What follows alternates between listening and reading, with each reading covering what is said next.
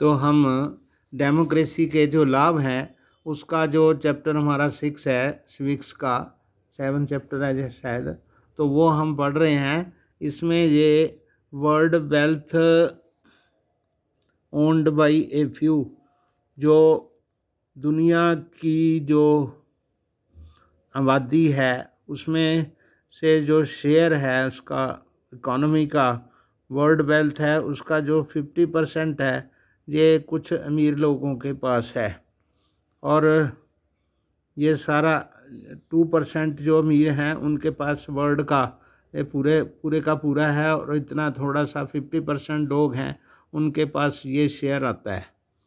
तो ये है मतलब दुनिया के बहुत ज़्यादा कम अमीर जो हैं उनके पास दुनिया की बहुत सारी दौलत है, और बाकी सारी दुनिया के पास सिर्फ 50% जो दुनिया के लोग हैं उनके पास ये 10% शेयर है। आगे है accommodation of social diversity. Social diversity का मतलब समाज में वो जो विभिन्नताएं हैं, अलग अलग धर्मों के लोग हैं, अलग अलग भाषाओं के लोग हैं, अलग अलग पहनावे वाले, अलग अलग कल्चर वाले जो लोग हैं, उसको पॉलिटिकल जो पार्टीज़ हैं जब डेमोक्रेसी चलाती हैं तो वो उनको जो अलग अलग लोग हैं उनको साथ में अकोमोडेशन उनका देना उनका फ़र्ज बनता है। The democracies led to peaceful and harmonious life among citizens। क्या जो पॉलिटिकल जो पार्टीज़ हैं वो आम लोगों के साथ आपसी भाईचारा और शांति जो है काम करते हैं। It will be fair expectation that democracy should produce a harmonious social life. तो ये हमारी एक्सपेक्टेशन है, हम आशा करते हैं, ये डेमोक्रेसी से ये आशा रखी जाती है कि जो डेमोक्रेसी है वो समाज में हारमोनियस एक लाइफ फैलाए, यानी कि कोई भी एक व्यक्ति दूसरे धर्मों के खिलाफ ना बोले और उनके साथ झगड़ा ना करे। तो डेमोक्रेटिक जो लोकतांत्रिक सरकार जो होती है उसके पास इतनी वो पावर होती है, या उसका ऐसा डर होना चाहिए कि लोगों में आपसी भाईचारा बना रहे। We have seen in the earlier chapters how democracies accommodate various social divisions. तो हमने पिछले पाठ में पढ़ा है कि कैसे जो लोकतांत्रिक सरकार है वो सोशल डिविजन्स को कैसे अकोमोडेट करती है, उनको कैसे रख सकती है। We saw in the first chapter how Belgium has successfully negotiated differences among ethnic populations. हमने पहले चैप्टर में पढ़ा कि बेल्जियम की जो सरकार थी उसने आपस में बातचीत करके कैसे अलग अलग एथनिक जो पॉपुलेशंस हैं उनको कैसे डिफरेंसेस को दूर किया। Democracies usually developed a procedure to conduct their competition. तो जो लोकतंत्र सरकारें होती हैं वो अपना जो प्रोसीजर चलाती हैं तो कंपटीशन में करती हैं। This reduces the possibility of these tensions becoming explosive और वायोलेंट। तो ऐसे इससे जो आपस में जो लोगों के मतभेद हैं, जो टेंशंस हैं, उनको बहुत ज़्यादा कठिन बनाना थोड़ा उसको कठिनाई को सामना किया जा सकता है, उसको वायलेंट या हिंसात्मक करने में ना करने में मदद मिलती है। No society can fully and permanently resolve conflicts among different groups. तो कोई भी समाज ऐसा संभव नहीं हो सकता कि जो दो अलग अलग ग्रुपों में जो आपस में मतभेद होते हैं उनको पूरी तरह से दूर कर सके। But we can certainly learn to respect these differences and we can also evolve mechanism to negotiate the differences. परंतु हम इसको सीखने की यानी ये सीख सकते हैं कि कैसे हम जो उनके डिफरेंसेस हैं उनको रिस्पेक्ट करें और ऐसा मैकेनिज़्म बनाएं कि डिफरेंसेस को आपस में बातचीत के साथ हल किया जा सके। Democracy is best suited to produce this outcome. तो लोकतंत्र जो है इस सबसे ज़्यादा सूट करता है ऐसे डिफरेंसेस को ओवरकम करने के लिए।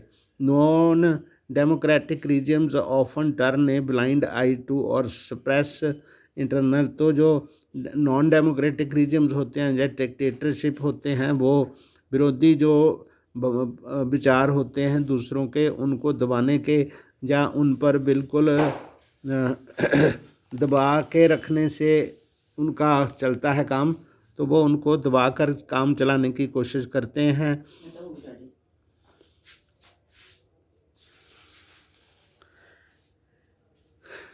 सोशल डिफरेंसेस को दबाने की काम करते हैं। Ability to handle social differences, divisions and conflicts is thus a definite plus point of democratic regimes.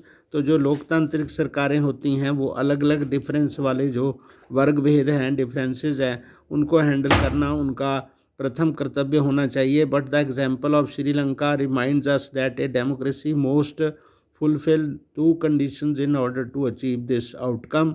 तो हमें श्रीलंका की एग्जांपल हमारे सामने है। तो डेमोक्रेसी जो होती है उसे दो ऐसी कंडीशंस का जो अच्छी तरह से काबू करना चाहिए। जी, एक तो है it is necessary to understand that democracy is not simply rule by majority opinion. तो उनको एक बात मन में रखनी चाहिए कि डेमोक्रेसी का में जो मेजॉरिटी है उसका ये मतलब नहीं है कि मेजॉरिटी आ गई तो उनके पास पूरे हक हासिल हो गए। The majority always needs to work with minority so that governments function to represent the general view. तो जब एक मेजॉरिटी पावर में आ जाती है तो वो भी तो मिनॉरिटी की भी वही सरकार होती है, उनको भी उसी सरकार से आशाएं होती हैं, तो उनको मिनॉरिटी को भी अपने साथ लेकर चलना चाहिए। Majority and minority opinions are not permanent. तो मेजॉरिटी कभी किसी दूसरे की भी आ सकती है। It is also necessary that rule by majority does not become rule by majority community in terms of religion or race, linguistic group etc. अगर किसी पार्टी की खास मेजॉरिटी की जो खास रिलीजन की सरकार आ गई है तो इसका मतलब ये नहीं होता कि वो उनको पूरा वर्चस्व हासिल हो गया है, तो दूसरे धर्मों के लोग या दूसरी भाषाओं के लोग जो हैं उनको भी साथ लेकर चलना चाहिए। Rule by majority means that in case of every decision और in case of every election difference persons and groups में एंड कैन फॉर्म मेजॉरिटी। तो दूसरे लोगों की भी मेजॉरिटी आ सकती है। तो democracy reminds democracy remains democracy only as long as every citizen has a chance of being in majority at some point of time. तो डेमोक्रेसी का मतलब डेमोक्रेसी तभी है जब कोई भी पार्टी की डेमोक्रेसी में वर्चस्व उसका आ जाए। If someone is board from for being in majority on the basis of birth, तो जन्म के हिसाब से कोई व्यक्ति मेजॉरिटी में आने से मना कर दिया जाए, then the democratic rule ceases to be accommodate for that person or group. तो ऐसी डेमोक्रेसी उन लोगों को आपस उसमें शामिल करने से रह जाती है। तो जैसे ये चित्र दिखाया गया है, if two images depict two different kinds of effects democratic politics can have an social vision, take one example of each image and write a paragraph each on the outcome of.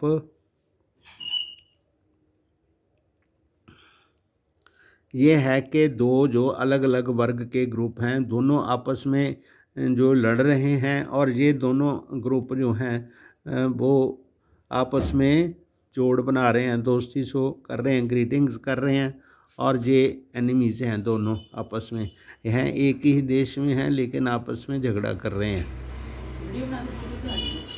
2 minute.